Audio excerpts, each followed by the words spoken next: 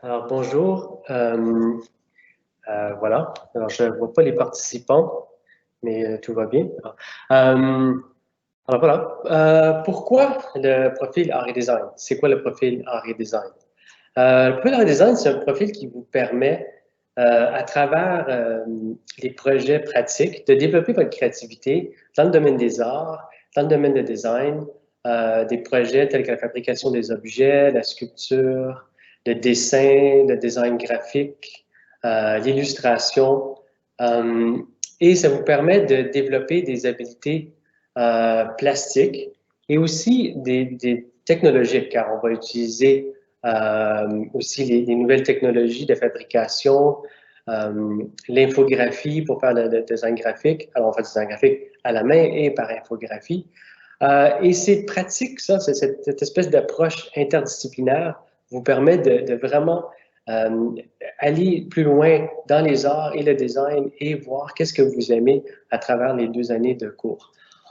En plus de ça, ça vous permet d'acquérir une culture visuelle à travers des visites aux expositions, visites au musée, et ainsi aussi par le biais des classes de maîtres où des artistes et des designers reconnus vont venir en cours faire des ateliers avec vous.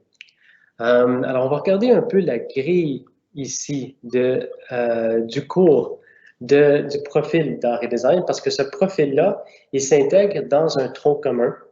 Merci. Dans un tronc commun dans la communication. Et alors, à chaque session, on a 2 cours du tronc commun et 2 cours du profil spécifique en art et design.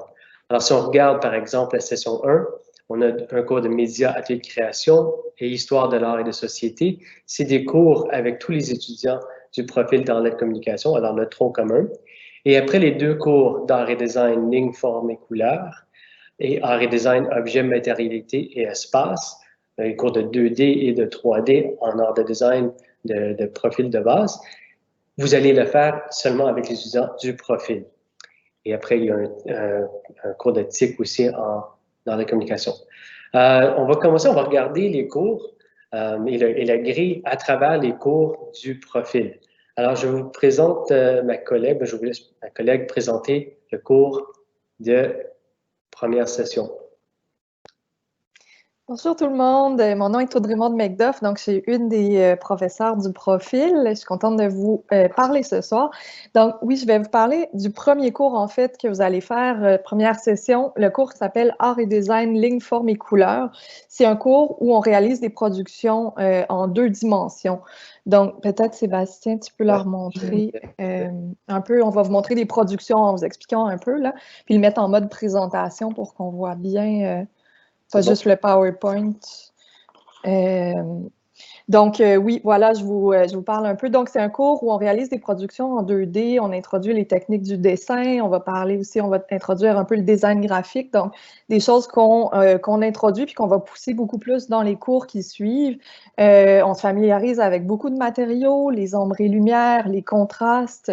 On regarde le langage visuel, donc les formes, les couleurs, comment on dispose les éléments pour créer une œuvre qui est cohérente. On travaille les bases du design graphique, donc la typographie. Ensuite, on va aller réaliser une petite carte d'affaires à partir de vos initiales. Ce qui est vraiment important aussi dans le profil art et design, c'est être capable de faire des choses à la main, les numériser et les modifier à l'ordinateur. Donc ici, une affiche qui suit ce processus, donc une affiche engagée. Et on termine le cours souvent avec une installation de petites œuvres au mur. Donc, vous déterminez un concept, puis vous créez une série d'œuvres à partir desquelles on peut travailler pour créer une série d'œuvres cohérentes. Okay.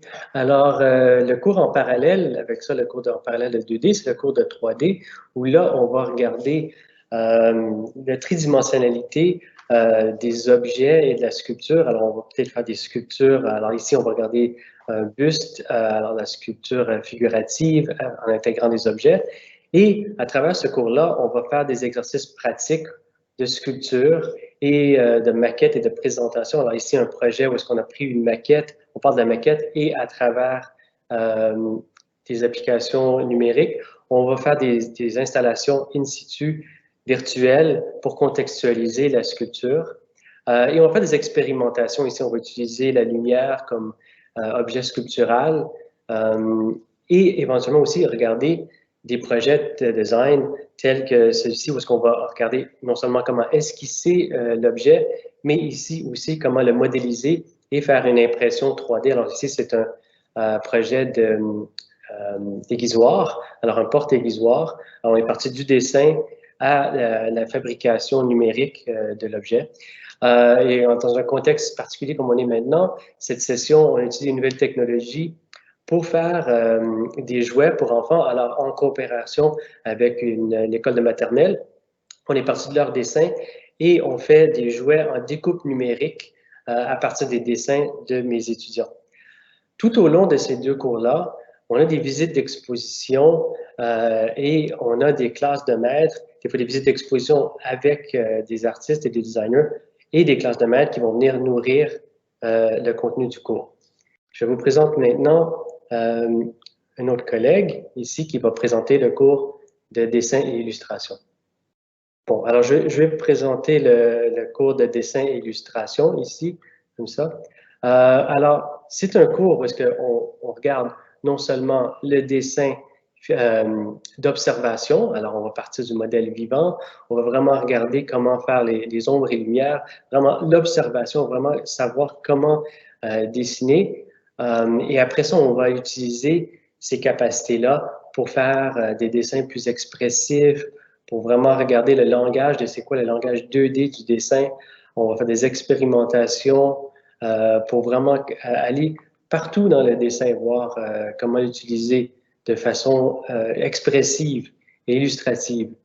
On voit ici, par exemple, une classe de maître avec Lino, illustrateur et professeur à l'UQAM, qui va venir parler, par exemple. Et on va utiliser le dessin après ça pour regarder les capacités d'illustration du dessin.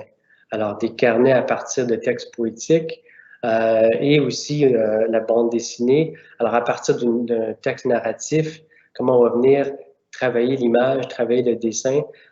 Par exemple, ça aussi, c'était des bandes dessinées qui ont été faites à partir du thème du confinement de la session dernière.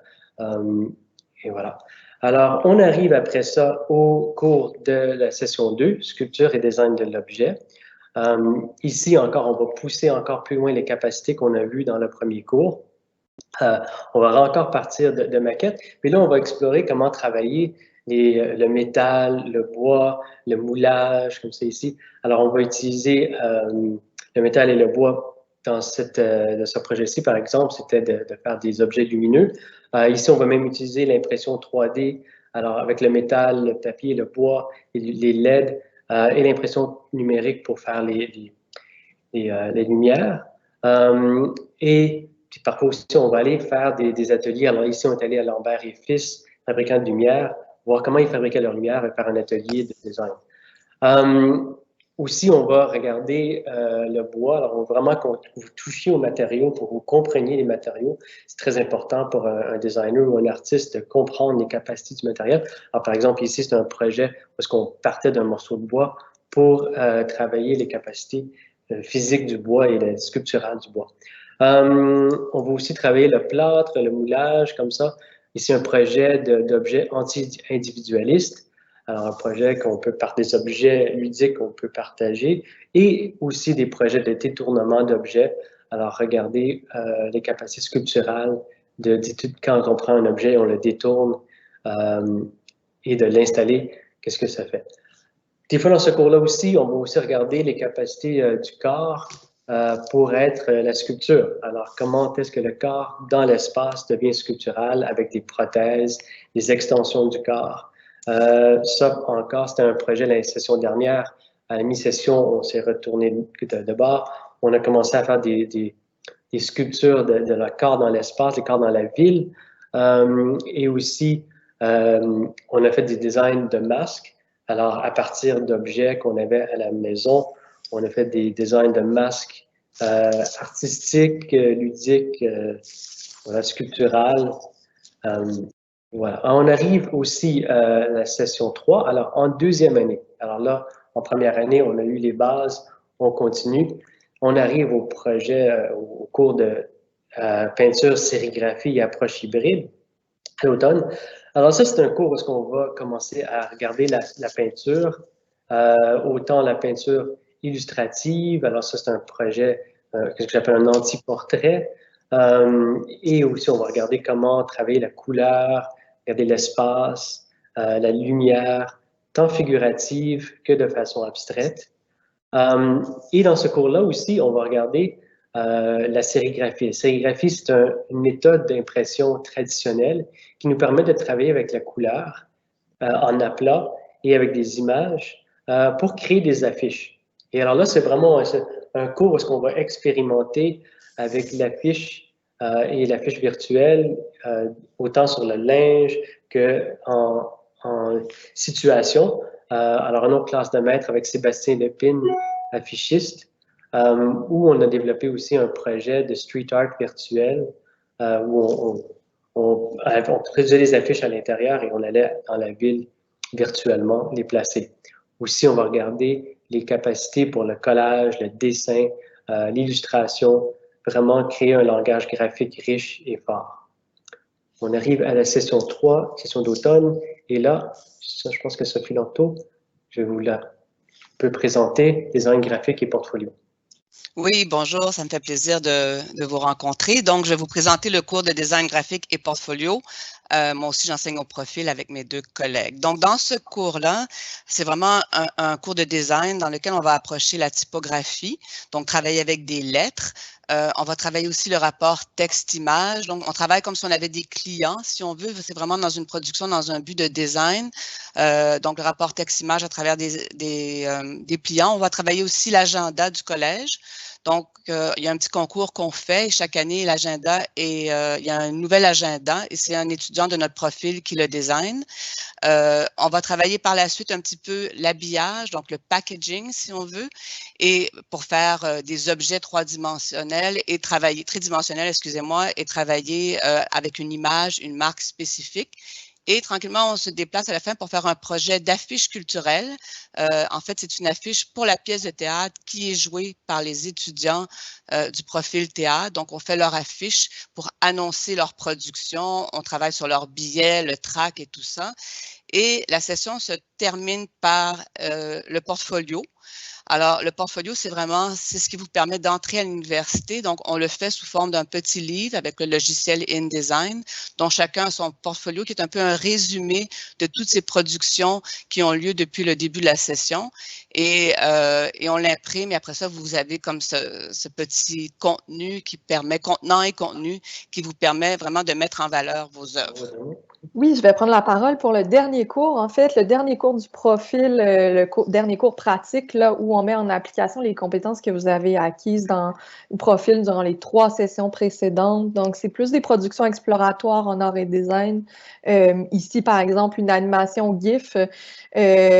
Souvent, c'est un cours où on travaille plus à partir d'une thématique, puis vous choisissez les médiums pour vous exprimer. Donc, ça peut être le dessin, comme par exemple, ici, le GIF. L'étudiante a décidé de travailler à partir d'une sculpture.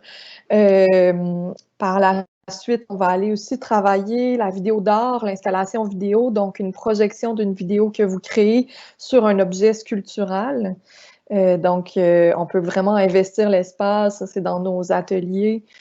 Souvent, là, on garde ces productions-là pour les expositions de fin d'année également parce que c'est assez spectaculaire. Puis, c'est un cours aussi où on va toucher souvent l'intervention dans la ville. Donc, comment est-ce qu'on peut créer une œuvre puis la transposer dans l'espace public, avoir une interaction aussi avec les gens ou réfléchir à l'apport de l'art dans la ville. Et on termine la session avec la création de votre propre espace d'exposition, donc un genre de petit kiosque à partir de vos œuvres favorites de deuxième année. Et donc, là, c'est un projet où on se rapproche plus du design d'environnement, où vous devez concevoir et réaliser votre propre espace d'exposition. Alors voilà, je vous cède la parole à notre prochain collègue. Bonsoir, mon nom est Nicolas Mavriakis. Je suis professeur d'histoire de l'art et critique d'art, et c'est moi qui vais vous donner un cours donc, qui porte comme nom « Regard sur l'art contemporain, sur l'art actuel », dans lequel je vous apprendrai à écrire une critique d'art.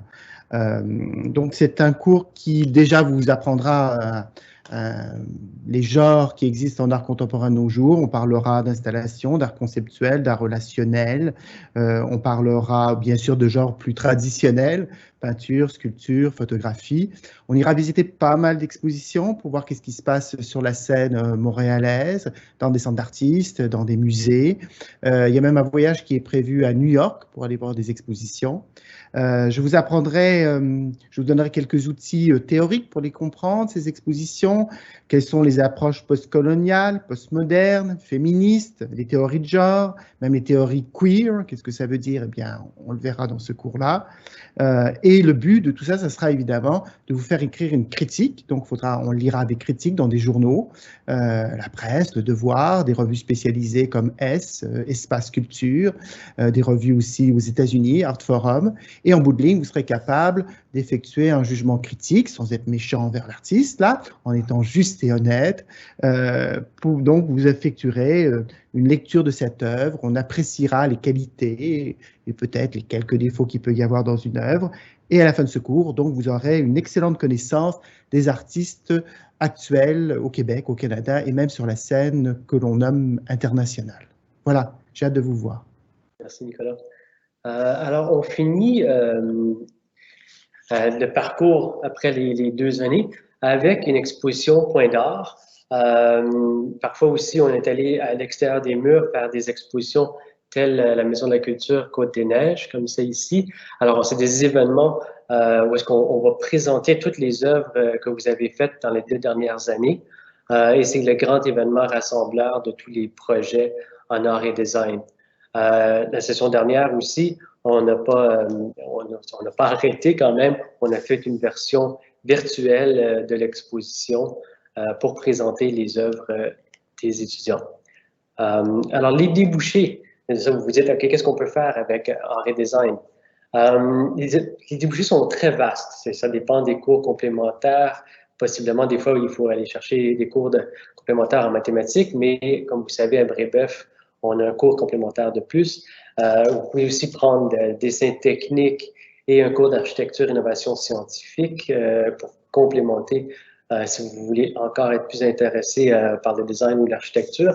Et il a débouché, bon, voilà, on voit architecture, art visuel, cinéma, communication, design graphique, design industriel, même le droit, si vous avez fait les prérequis, journalisme à l'UQAM, Concordia, tout ça est possible. Je pense qu'on va terminer par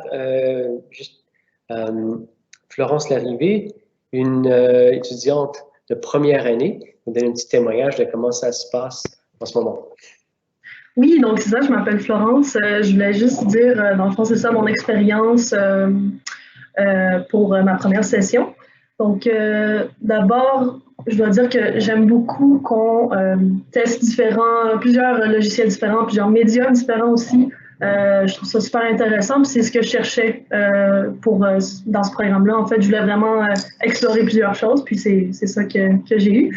Donc, et j'aime beaucoup aussi le fait que les projets que les profs nous donnent sont très libres. Donc, il va y avoir une idée de base, mais après ça, ça nous permet vraiment d'utiliser notre créativité à fond. Puis, ça fait qu'on a plusieurs projets assez différents et très intéressants à partir d'une même idée de base. Donc, ça, je trouve ça vraiment fun aussi.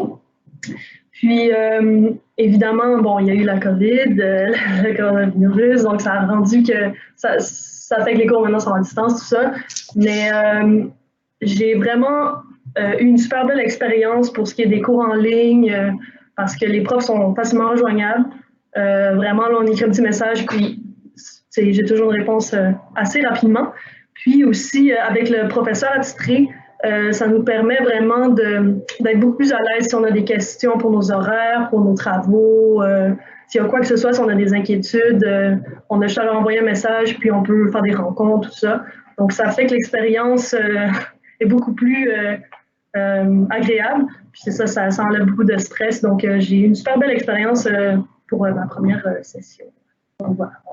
Alors, je cède la parole à Nicolas qui va gérer les questions. Alors, j'ai une première question. Faut-il prendre des cours complémentaires pour aller en architecture à l'université à partir du programme, du profil art et design? Je peux répondre. À l'Université de Montréal, c'est par portfolio, je crois, et à l'Université de McGill, il faut prendre un cours, je crois, de mathématiques en plus que vous avez. Oh, je pense que je vais me renvoyer. C'est l'inverse, mais c'est pas grave. Ah, OK. C'est l'inverse. McGill prend le portfolio physique et maths, Ouais. et l'Université de Montréal, c'est juste les notes. Mais une chose que le doyen de l'Université de McGill m'avait dit quand je l'ai rencontré, c'est qu'il cherchait vraiment la créativité. Pendant longtemps, ils ont cherché des étudiants en sciences et maintenant, ils réalisent qu'ils veulent aller chercher une plus grande variété d'étudiants. Alors, ils cherchent vraiment la créativité dans le portfolio. Alors, longtemps que vous avez les prérequis nécessaires et des notes, des bonnes notes, si vous avez un portfolio très fort, ça rentre en ligne de compte. Oui, ça reste, Sébastien, il faut 2 cours complémentaires de mathématiques, un cours de sciences et un autre cours qui est soit un cours de sciences ou un cours de mathématiques. Donc, nous, normalement, vous avez 3 cours complémentaires que vous pouvez faire au collège.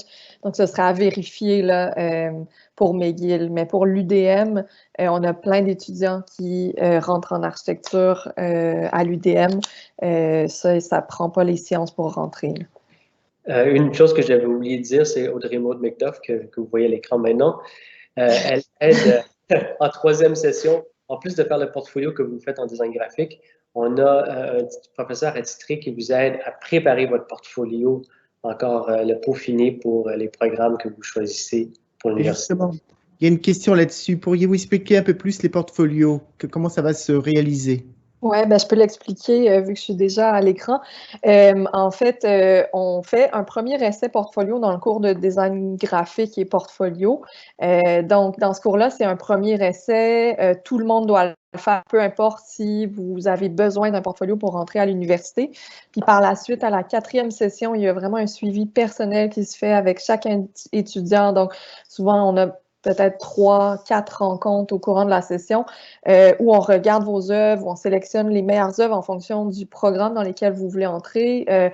On peut aussi vous suggérer de créer des œuvres en plus. On vous aide avec la mise en page. Donc, on vous supporte vraiment beaucoup, là. Puis souvent, ben, comme on a fait ça souvent, on sait un peu plus qu'est-ce que les universités recherchent en fonction des profils des programmes qui ont besoin d'un portfolio.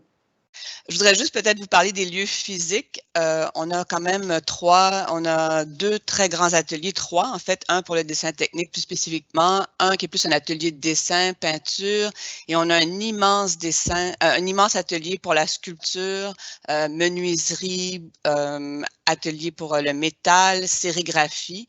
Et il y a aussi le laboratoire informatique qui est juste à côté. Donc, vous circulez d'un atelier à l'autre, c'est vraiment très intéressant. Et on a aussi des ateliers qui sont ouverts tout le temps. En fait, quand c'est pas la COVID, vous pouvez venir travailler le soir. C'est vos lieux que vous appropriez qui sont il y a beaucoup de temps de disponibilité pour venir travailler en dehors des cours. Donc, vous avez vraiment un endroit qui vous appartient, qui est très intéressant au collège. Ah, il y a une autre question. Est-ce qu'un déplacement d'un profil à un autre dans le même programme est possible au cours du cheminement? Oui, c'est possible après la première session de changer de profil. Après une session, ça devient difficile parce que là, vous allez perdre le fil. Donc, vous devez, si par exemple, vous allez en création multimédia et que vous décidez d'aller en art et design la 2e session, on pourra peut-être vous créditer un cours. Mais c'est pas l'idéal. C'est l'idéal de choisir son parcours dès le départ. Mais il y a quand même une possibilité de changer après une session si vous êtes trompé et d'avoir, comme c'est des compétences semblables, on peut quand même créditer certains cours. Mais les profils sont quand même très distincts les uns des autres. Donc, si vous voulez, en 2e année, avoir acquis les bonnes habiletés, tout ça, c'est préférable de rester dans le même profil. Mais il y en a qui changent en cours de route, là. Donc, il y a une flexibilité. Une autre question. Quelle est la taille du groupe? On est environ 18. Cette année, on est 20. Il y a des années où on est 16, 17. Alors, c'est un groupe qui est à peu près de cette taille-là, je dirais, en moyenne.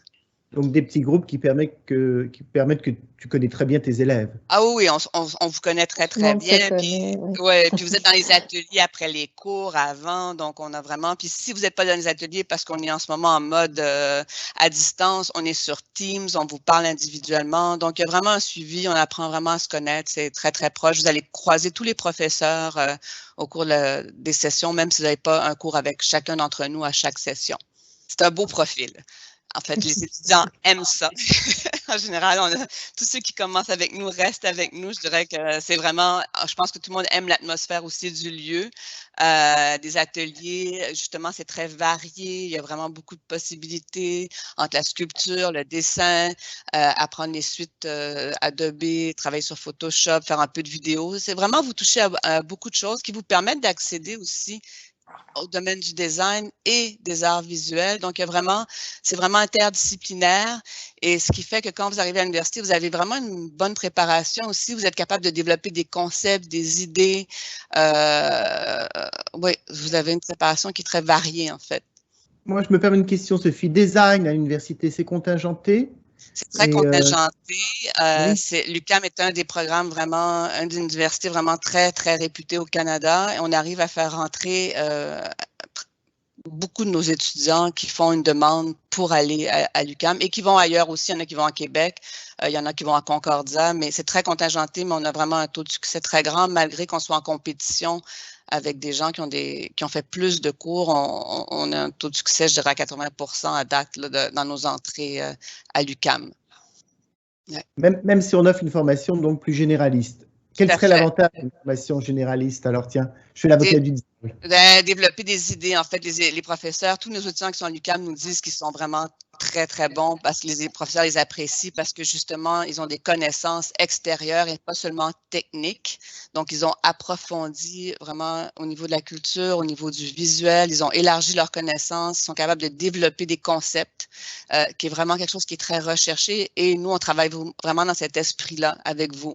Vous essayez d'aller plus loin, de pas juste apprendre un logiciel, d'apprendre aussi à réfléchir sur l'art et le design et voir comment on peut rendre des projets qui soient visuellement très intéressants. Et aux parents qui sont inquiets que leurs enfants qui aillent en art, ça les mène vers des débouchés peut-être plus limités, qu'est-ce qu'on leur répond? Ben, nous, on travaille tous. Oui. On a des belles jobs qu'on adore. Et en fait, je pense qu'aujourd'hui, les métiers sont assez variés dans la vie. Je pense que le fait que les étudiants aient plusieurs habilités, c'est un plus. Montréal est une ville très créative. Le design est très, très développé aussi à Montréal dans plusieurs domaines, que ce soit des bureaux de design, que ce soit des bureaux de web, de sites web, etc. Donc, il y a quand même en art visuel aussi. Je pense que les étudiants qui ont des craintes et qui veulent vraiment aller dans ce domaine-là peuvent quand même aller en droit à l'université après parce que, en fait, si vous avez des bonnes notes, parce que vous étudiez dans un programme qui vous intéresse, vous avez plus de chances d'entrer à l'université par la suite. Donc, il y a quand même aussi autre chose qui s'offre que les arts ou le design, que ce soit dans le domaine de la communication aussi, des relations publiques, etc. Donc, c'est important. Je pense que vous allez bien réussir si vous êtes dans un programme et un profil de votre choix. Et les portes vont s'ouvrir par la suite. J'aimerais ajouter un petit quelque chose aussi. Je pense que moi j'ai étudié en art de communication et j'ai travaillé avant d'être professeur 20 ans dans le cinéma. J'ai travaillé plein de différents trucs. Et le côté flexible d'avoir, comme tu disais Nicolas, une formation, une formation multidisciplinaire, et cette flexibilité-là est très pratique pour des moments parce qu'on ne sait pas qu'est-ce qui s'en vient, on ne sait pas qu'est-ce qui se passe. C'est bon d'avoir plusieurs cordes à son arc et de pouvoir aller et de changer et de voir qu'est-ce qui va arriver et de réagir à ça. Le côté design, c'est qu'on dit un emploi du futur. Alors, le design commence à s'intégrer dans les affaires, dans tous les domaines. Cette espèce de design thinking est quelque chose de vraiment présent. Le design d'expérience, et tout ça. Alors, le design, c'est beaucoup plus large que même les objets physiques. C'est aussi dans les idées, c'est dans les concepts, c'est dans la façon de penser. Et c'est ce genre de créativité-là qu'on amène et qu'on qu'on amène aux étudiants? Non, je crois qu'on va peut-être conclure puisque c'est l'heure. OK. Et merci beaucoup. J'espère que vous avez apprécié. Content de vous avoir rencontré. Merci beaucoup. Merci tout le monde. Merci. Au revoir.